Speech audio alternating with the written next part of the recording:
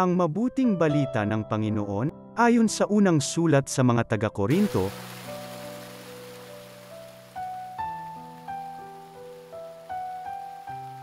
mga kapatid, kung kayo'y kumakain o umiinom, o anuman ang ginagawa ninyo, gawin ninyo ang lahat sa ikararangal ng Diyos.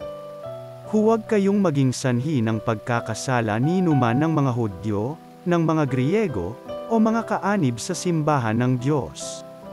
Ang sinisikap ko na may mabigyang kasiyahan ang lahat ng tao sa bawat ginagawa ko.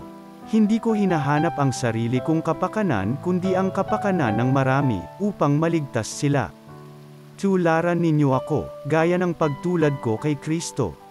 Ang mabuting balita ng Panginoon.